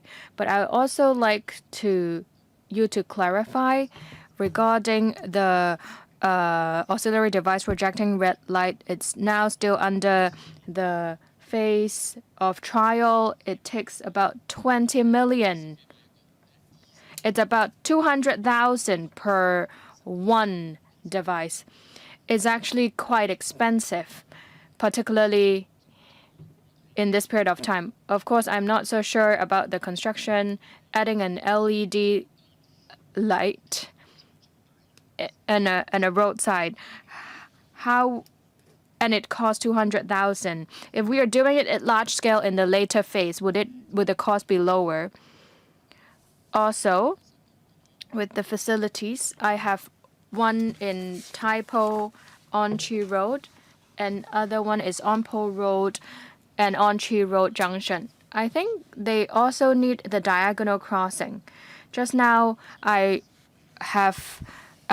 raising 2 locations now, and other members have also raised others junctions that possible to implement this. So may I ask, how would you measure or how would you assess which to go first and which location should go later? Thank you. Thank you, Mr. Chan, for your suggestions and giving us another 2 possible junctions for diagonal crossing. So as I mentioned just now, we are starting off from the location of 15 planned diagonal crossings. We also covered Sha Tin and also Taipo at the moment. So the earliest would be implemented in the end of the year.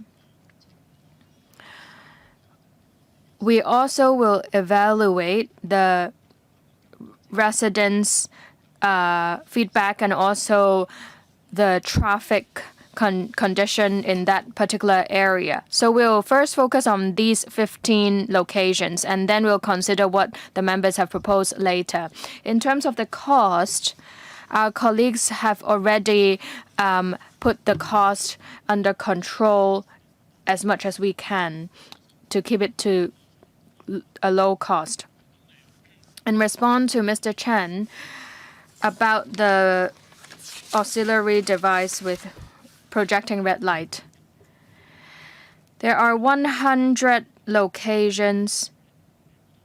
There is more than one device in each location. So it's not 200,000 for one device, but in one location. So it's about $20,000 for one device. We have heard that we have to be more cautious in terms of purchasing these devices. So in future, we will install these devices in the traffic black spots to ensure safety. Thank you. I have a few more stations. I want to ask Mr. Kwok. Now is about $15,000. Will it be able to cut to $10,000 if we purchase in bulk? Is it possible to save our money? We'll continue to look into that. Thank you very much. Last but not least is my turn. Regarding the auxiliary device projecting red light, there are a lot of people talking about it, particularly at night. It's quite scary and other problems. So the comments is half-half. For pedestrians, yes, they help them to be more cautious when crossing the road. But for the negative side, it's certainly not as nice as it used to be. I have been to different places. This projection of the light is on the ground, but not from the top. So I'd like to see if the department can explore alternatives to achieve the goal, but putting our considerations in considerations as well, and minimize the cost. I can share the pictures with you later. So now it's quite confusing. We have green man light. When it's on, people can cross. But when it's lighting, when it's blinking,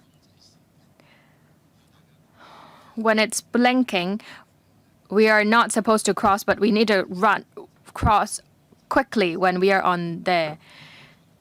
So when we are putting it this way, a lot of pedestrians actually start crossing when it's actually blinking. So would there be a possibility of changing it to a blinking red? Because we are learned that when we see the red signal, we should stop. So will it be a possible refinement that we change the blinking light to red so people will stop? Because now I see a lot of pedestrians crossing even though it's green light blinking. So would there be a possibility to change it that way? This can be a consideration for you. So thank you very much. So you've mentioned about some possible new designs. We are very welcome for you to share with us. In terms of the red man light and the red man light, we understand which methods would be easier to remind the pedestrians, whether it's green blinking or red blinking.